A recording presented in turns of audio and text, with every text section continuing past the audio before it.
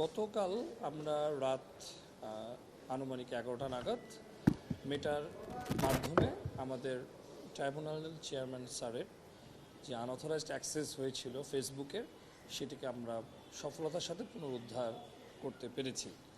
এবং পাশাপাশি ফেসবুককে আমরা চিঠি দিয়েছি কারা কিভাবে কোন আইপি অ্যাড্রেস থেকে আনঅথরাইজড অ্যাক্সেস হয়েছে তার তালিকা প্রদানের জন্য। তারা ন্যাচারালি এটার জন্য 15 দিন সময় নেই, তো সেই তালিকাটা পেলে পরে পরবর্তীতে আমরা প্রয়োজনীয় ব্যবস্থা গ্রহণ করব হ্যাকারের গ্রেফতারের ব্যাপারে।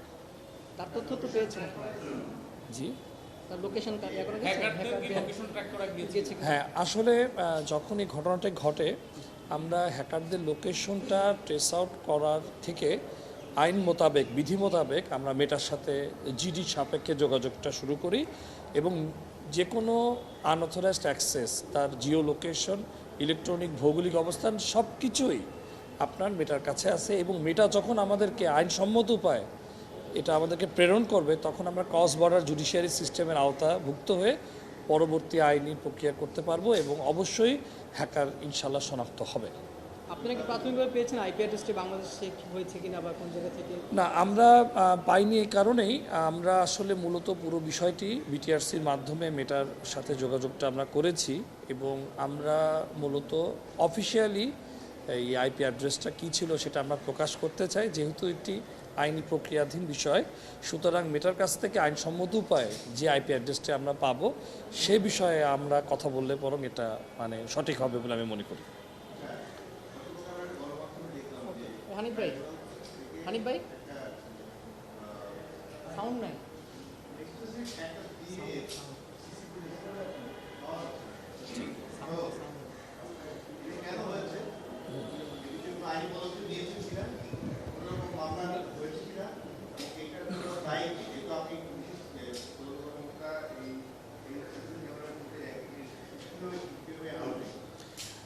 মূলত যে বিষয়টি সেটি হচ্ছে ফ্যাক্ট ফাইন্ডিং কমিটির আমি মেম্বার নই, আমি আদিষ্ট হয়ে আপনাদের প্রাথমিক অবস্থায় সেখানে আমরা জানতে পেরেছি যে সিস লকগুলোতে যে হার্ড ড্রাইভগুলো থাকার কথা ছিল পুরনো নতুন কিছু হার্ড ড্রাইভ সংযোজিত বিযোজিত হয়েছে।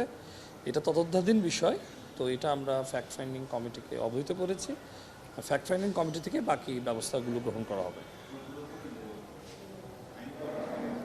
না, এটা সম্পূর্ণ ফ্যাক্ট ফাইন্ডিং কমিটি রিকমেন্ডেশন করবে পরবর্তী বিষয়ে। সামগ্রিক যে বিষয়টা ফ্যাক্ট ফাইন্ডিং কমিটি মন্ত্রণালয় দ্বারা আদিষ্ট হয়ে পরবর্তী বিষয়গুলো নেবে। তো সুতরাং আমি অগ্রিম মন্তব্য করতে পারছি না এই বিষয়ে। তবে কোনো জিডির তথ্য আমার কাছে এই মুহূর্তে জানা নেই। তবে হার্ড ড্রাইভ রিফ্লেক্সের ঘটনা ঘটেছে, এটা সিস লগ এবং রেজিস্টার খাতাও আমরা প্রাথমিক অবস্থায় দেখতে পেরেছি, সেটা আমরা ফ্যাক্ট ফাইন্ডিং কমিটিকে আমরা প্রেরণ করেছি। তারিখটা ঠিক আমার এই মুহূর্তে আমার মনে নাই কোন কত তারিখে এটা রিপ্লেস হয়েছে। এটা গত বছরের একটা ঘটনা। ধন্যবাদ।